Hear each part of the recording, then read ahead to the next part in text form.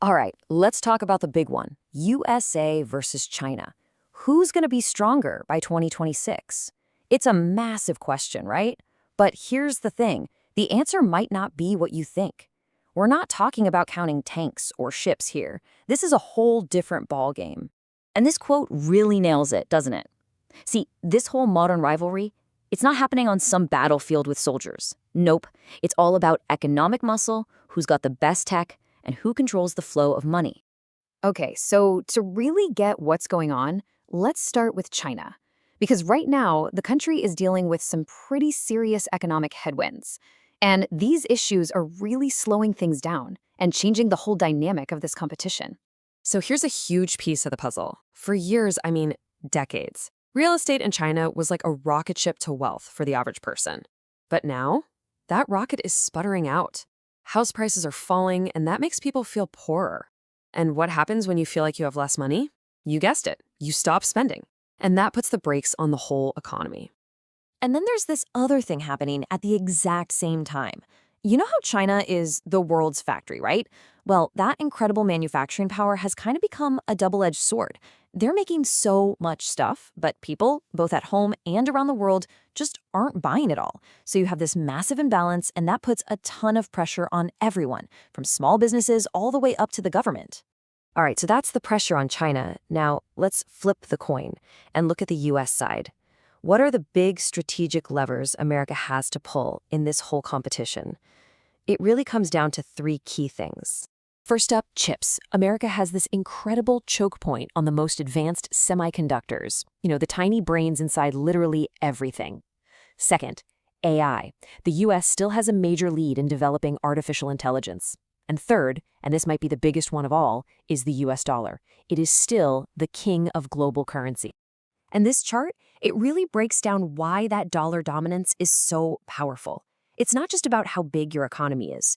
For a currency like China's to even begin to challenge the dollar, it needs something you can't just build overnight: trust. We're talking about global trust in your markets, trust in your laws, trust that the game won't suddenly change. And building that takes forever. It's a massive, massive advantage for the US. So when you put it all together, the economic squeeze on one side and these strategic levers on the other, you start to see a pattern. It all points to one thing. The real battlefield, the main event right now, it's all about technology. And this is really the core truth of our time. Whoever controls the high-end chips controls everything. I'm not just talking about making your phone faster. We're talking about who has the smartest military gear, the most powerful AI, and the strongest economy. It's the ultimate power move. It lets you win a fight without ever, actually fighting. Okay, I get it. All this talk can feel a bit abstract, like two giants battling it out in the clouds. So let's bring this down to earth. What does all this mean for a country like Vietnam that's caught right in the middle of this whole thing? So yeah, what should a country like Vietnam do? It's the million-dollar question for so many nations right now. I mean, how do you handle it when your biggest trading partners are also each other's biggest rivals? Do you pick a team? Do you try to stay out of it? It's not easy.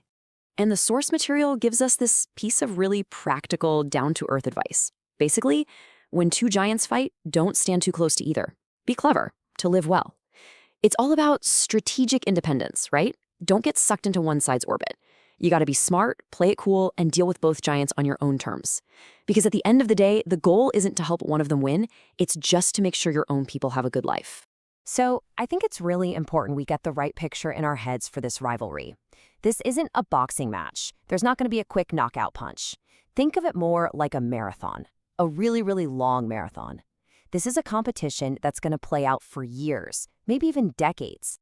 And, in a marathon, the winner isn't always the person who sprints the fastest at the start. The winner is the one who adapts, the one who's resilient.